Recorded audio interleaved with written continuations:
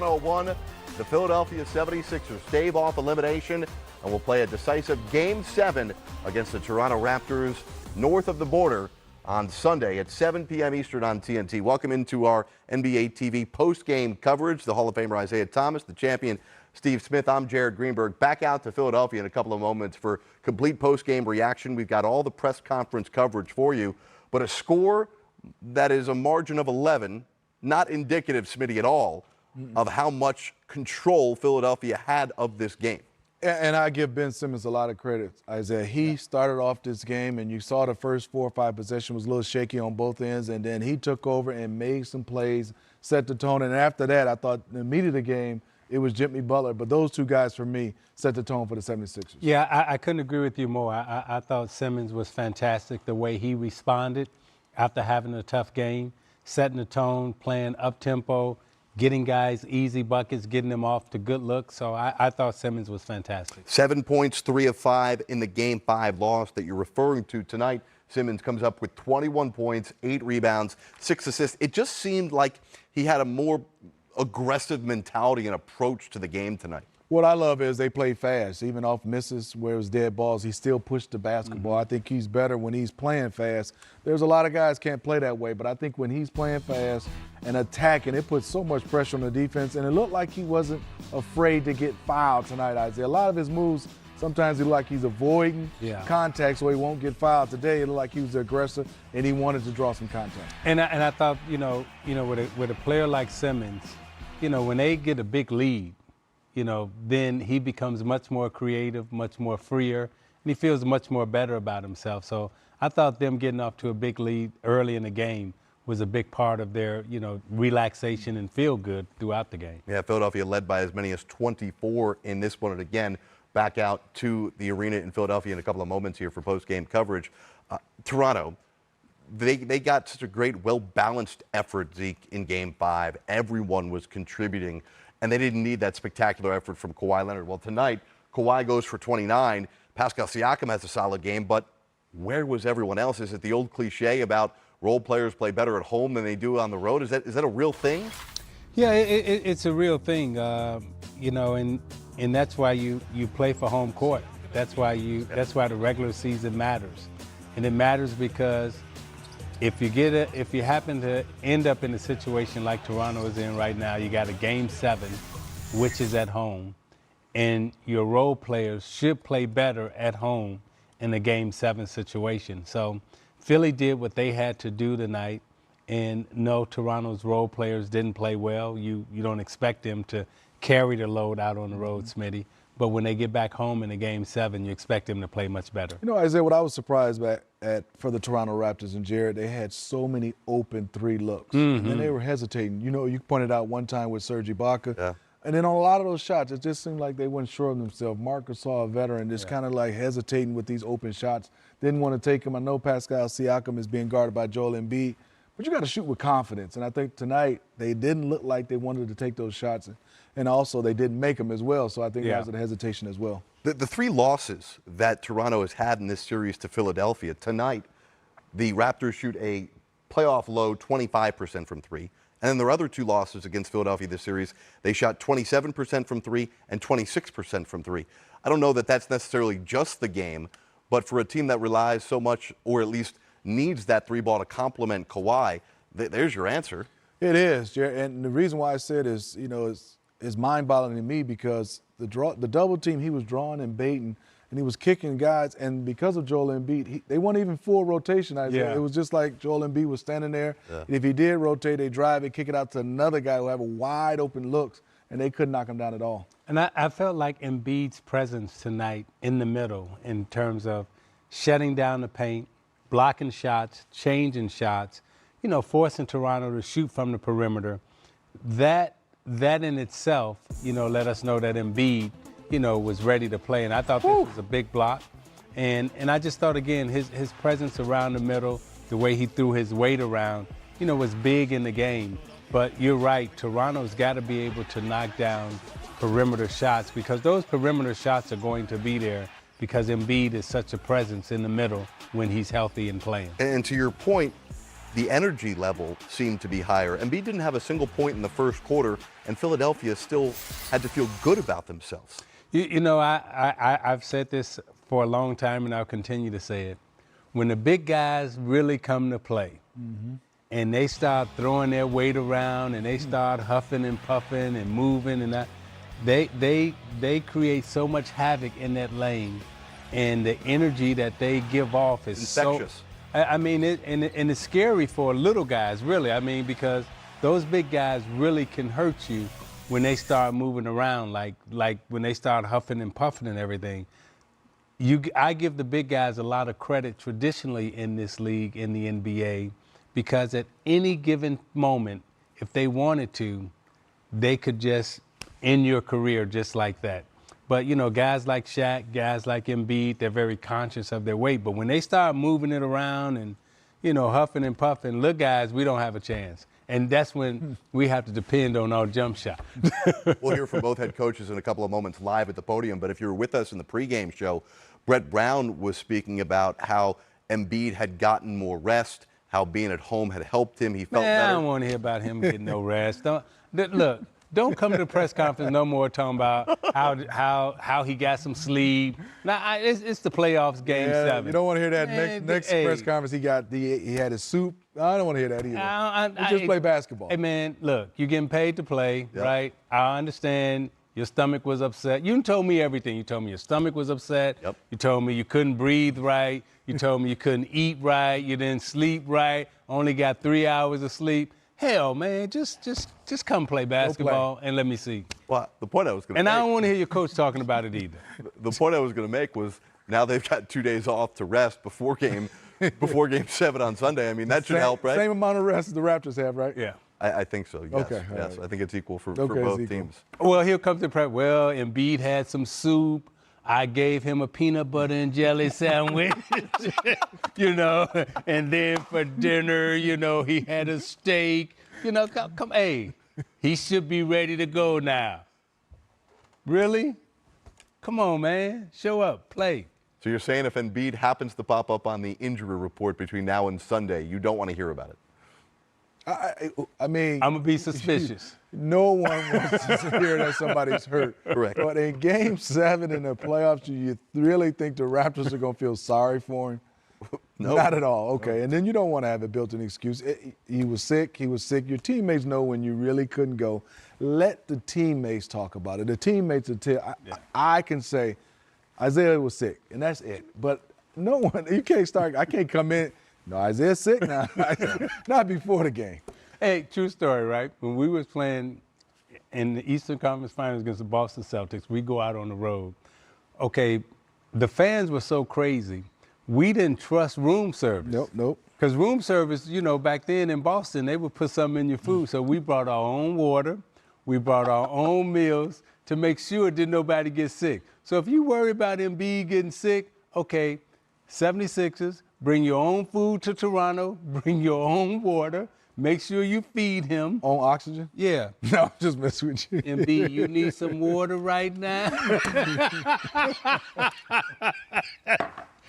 Here's your bottle. I think it might be time to show the highlights. Some of the highlights. There you go. Let's do that. Good segue. Just trying to help us out here a little bit, you know, in case you missed any of the action tonight on ESPN. Again, we're taking you out to the podium as soon as the coaches and players Please, arrive. somebody hurry me get there. Here's Kawhi Leonard in the first quarter. And then Ben Simmons gets Boy, another. I love that pass and that play. You can see he was coming downhill fast. Everybody eyes on him. Got it to his teammate. And there's Tobias Harris. He also played well at the beginning of the game. Tobias Harris definitely showed up, Smitty. He did. Ben Simmons scored or assisted on 9 of Philadelphia's 13 first quarter field goals. Also, no turnovers for him for the entire game. That's big time. And he played through 2 early fouls, too, which was significant, right? Embiid getting involved. Hey, how about J.J. Redick, who had just an atrocious Game 5, here taking it to the cup. Philadelphia was up 42-23. Philadelphia went on a run. It was a 27-8 run, but here comes Toronto on a 12-0 one. We're waiting. When is the bleeding going to stop here? You know, it was starting to come, and you can see this steal right here. Momentum is there. Look at right now, down 7, but also give credit to Jimmy Butler and the Sixers. Right after this run by the Raptors, Jimmy took over. And I thought this was big. I thought this was big in the game. This moment here These were game-winning moments, even though it happened in the first half. When Butler took over and he stepped up and got this three-point play here, I thought that broke the momentum of Toronto. And consequently, Philly was able to go in with a nice margin at the half, right, and also confident at the half. Butler scored the final 7 points of the half for Philadelphia. They went into the locker room up 58-43. Again, it had just been a 7-point game right before this Jimmy Butler run. Third quarter, Kawhi Leonard trying to will his team back into it. The claw getting into the paint and throwing it down. He is tough and strong, and boy, he's throwing them shoulders into everybody. And there's Joel Embiid. Ben Simmons was good. I like they played him in the dunker spot a lot in the half-court situation. Embiid getting the bucket and an opportunity for one more. He'd make the free throw. Yeah, T.J. McConnell saying, take that, Drake. That's the big-time play for Joel Embiid. Right, the block on one end, then Ben Simmons on the other. Man, take a look at Simmons this rejection. Fast, I mean, these two guys here, and this is what gets you so excited about Philadelphia. When Embiid is on top of his game, Simmons is on top of his game, you know, as a 1-2 punch, they're almost unstoppable. Big 18-4 run in the third quarter to essentially serve as the knockout punch. The score not indicative of the control Philadelphia had in this game throughout. You know, so much contributions tonight from Butler and Simmons, who was so much better. Embiid was better. A lot of the role players better. On the road, the role players not that good. Kawhi and Siakam combined for 50 points in this game for the Raptors. The rest of the team combined just 51 points. So Kawhi and Siakam, 50. Everyone else, 51. Now, those guys that were critiquing tonight played really well in Game 5. Is it just we go home and they're fine? No, I mean, the guys that didn't play, they got a little bit of something on their mind right now. And obviously, you got to give credit to Kawhi Leonard. He is creating wide open shots for you. It's not like they're just playing one-on-one. He's creating so many double teams, so some of these guys are getting easier looks, Isaiah, versus a team where you don't have a guy you're doubling. And it's tough to go up against a good defensive team, but Kawhi is drawing two wherever he is, so somebody's going to have to knock down shots. I'm still disappointed in the way Fred VanVleet has played throughout this series. Wondering if Nick Nurse maybe go to a Jeremy Lin, who's not afraid to get his shots up. Now, they might not be going in, but he's not afraid to get his shots up. And Jeremy Lin is also a playmaker. But Smitty, I look at a Game 7, and to me what a Game 7 for the home team is all about, it's not about you showing up and scoring 40 points. It's about you showing up and stopping the other guy from scoring his 40 points. So Toronto is going to have to rest on their defense. That's where they're going to have to, butter their bread, so to speak. They're going to have to, get stops, get out in transition. But if this becomes a half-court game, they got Embiid and you got Kawhi, it can go either way. But in Toronto, you got to get some stops. You got to rest on your defense. VanVleet scored 7 points in Game 1 of this series. Since then, he scored a total of 10 points. He's a guy that this team counted on so much last year. You heard Doris Burke talk about it on the broadcast tonight, that Nick Nurse had contemplating taking him out of the rotation. He does so many things for you, right? He gets Kyle Lowry off the ball. He helps you out defensively. But he's also a guy who last year was counted on to hit a lot of big shots. And I think also it's not a great matchup because you look at, they have Jimmy Butler, Ben Simmons, and Tobias Harris. That's 6'10", 6'7", 6'8", and then when you play him and Kyle Lowry together and you're not knocking down shots, you're giving up so much height between those two little guards. It's going to be interesting to see what Nick Nurse does as far as that rotation, matching up with these bigger guards that the Sixers have. The other night in Game 5 up in Toronto, but a much different atmosphere tonight in what should be a rocking arena in Philadelphia, where the Sixers will look to stave off elimination. Let's take you live out to the city of brotherly love. Roz Goldon-Woody has been on this series the entire time. She joins us here courtside. Roz, appreciate the time. First and foremost, we haven't heard anything today about any illness or injury from Joel Embiid. It feels weird. It does feel weird because literally from game to game, you haven't been sure if it was going to be that sore left knee or he had an upset stomach or he had upper respiratory illness. And guys, I know it sounds like a lot, but as someone who has been with the team from the first round to the second round, I can't tell you all of this is real. You know, he's not fabricating or making this up. He's absolutely playing through tendonitis pain in that knee. You know, with the upset stomach, that stinks. But the upper respiratory that he had, I mean, literally he had a hard time speaking. He was in bed resting and drinking fluids almost up until game time. The update for today from Coach Brown, and also speaking with guys around the team, is that he's good. You know, he's had a chance to sleep between game 5 and now game 6. He's feeling better. They don't expect any kind of restrictions on him or anything. You know, to come back to that game 5, he literally was coming basically from mostly being in bed to on the court. And Coach Brown talked with us before the game. He spoke with me in the game. He echoed it again today before game 6.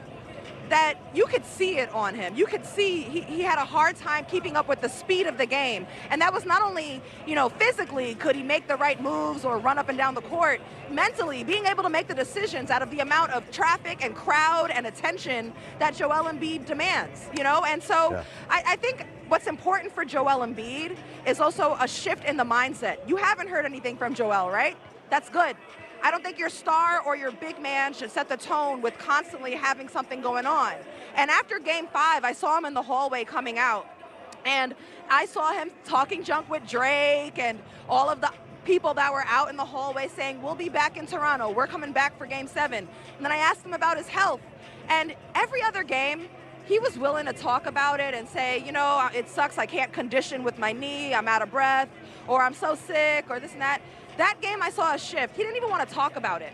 You know, he didn't even want that to be a part of the story anymore. And it's critical because the ethos of this 76ers team, you talked to JJ Redick said something important. He said, our identity must start with Joel Embiid as the focal point on both offense and defense because he's our anchor on both ends. So much of what this team is going to do, especially with the season on the line, starts with Joel Embiid. Well, so many of the national media were all over Joel Embiid, including our friends across the hall here, critical of how he played and how he handled the situation in Game 5. But many of the local media where you are in Philadelphia, and I would expect the fans tonight will be quite vocal as well, of the performance of Ben Simmons, not just in Game 5, but how he has performed all series long. What's the vibe you're getting on how Philadelphia can get more out of their point guard? Well, if you're asking about the fans, these are the same fans that were booing in the first quarter of the first game of the first round of playoffs. I mean, you know, this is a fan base that, is very serious about their sports, and they'll hold you accountable. They're going to boo, they're going to be loud, they're going to be boisterous, and that'll either work in your favor if you're playing well, but if you're not, you know, they're going to be hard on you. As far as Ben Simmons and his performance out there, I do think he has his hands full with Kawhi Leonard and trying to defend him. And I actually asked Ben Simmons, is trying to defend Kawhi Leonard putting a tax on you in a way to be able to run your offense? And he was honest. He said, you know, sometimes I get so focused on defending Kawhi and keeping him in front that I sometimes slow down on offense and I lose a little bit of focus or intensity there.